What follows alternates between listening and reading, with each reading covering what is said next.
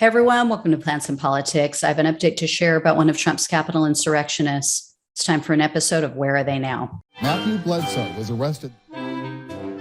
Patrick Montgomery was in court. Jonathan Manapa will stay in federal custody. No, I don't take responsibility at all.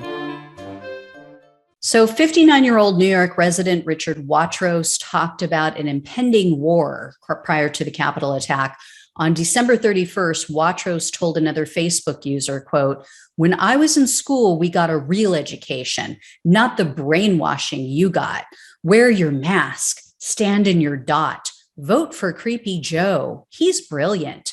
MAGA, Trump will win. Can't wait for the war."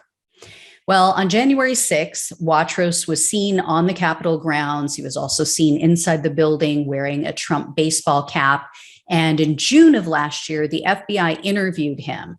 And Watrous told them that he started planning his trip to DC as soon as Trump invited everybody to come.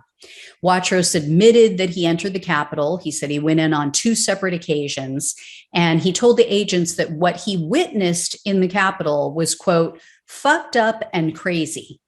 He allegedly said to himself, quote, "No damn way I am going deeper in there. The whole vibe was uncomfortable to me because I could see something else going on. I was pissed they were allowing it to happen." Watrous also told investigators that the people at the Capitol seemed like troublemakers, not peaceful protesters.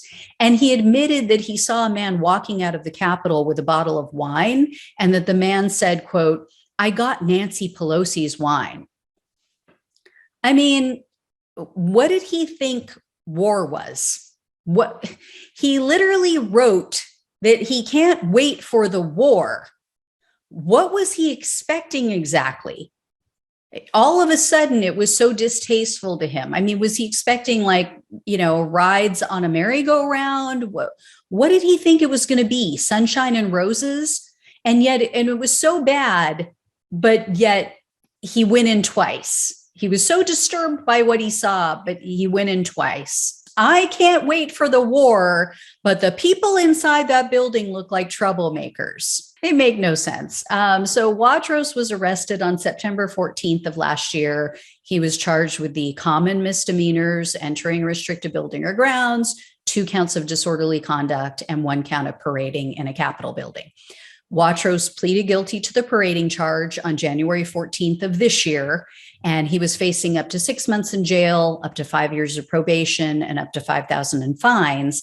But the prosecutors were only seeking 14 days in jail and 3 years of probation.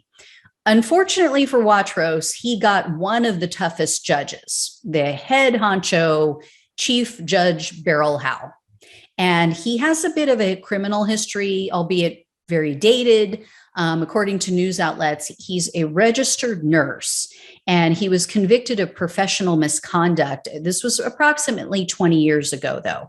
He was found guilty of working while under the influence of drugs and also of giving a patient a non-controlled substance that wasn't requested or required by the physician. As a result, his nursing license was partially suspended and he was fined $2,000. So I don't know the details. I mean, it could have been weed and, 20 years ago, everybody's hair was on fire with weed. So anyway, at the sentencing hearing, though, for January 6th, Judge Howe pointed out that Watrous entering the building twice was a, quote, very serious aggravating factor. So Watrous tried to explain. He said the only reason he entered the second time was because someone asked him to. He was being interviewed by someone on YouTube, and she apparently said, "I'm going to go in," and kind of asked for him to go in with her.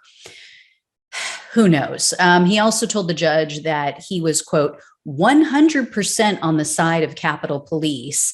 And he said, quote, "I would never be a part of that mob." So again, you couldn't wait for the war, but you weren't a part of the mob.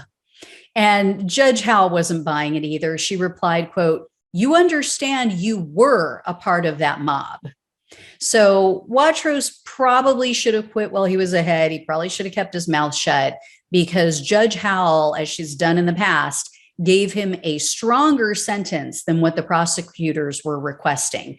The judge sentenced him to 14 days in jail, 3 years of probation, and 60 days of home confinement. She also ordered him to pay a $2,500 fine and a $500 restitution fee. Watrous was granted the ability, though, to serve his 14 days in jail intermittently. She said he could do that in 7-day stretches. So not as much as I believe is appropriate for these nonviolent defendants, especially when they're calling for war, but much better than what we've seen out of most of these weak-ass judges. So I'll take what I can get at this point. Anyway, guys, I'll keep you posted on everything. Thanks so much for watching and listening. Take care, and I'll talk with you soon.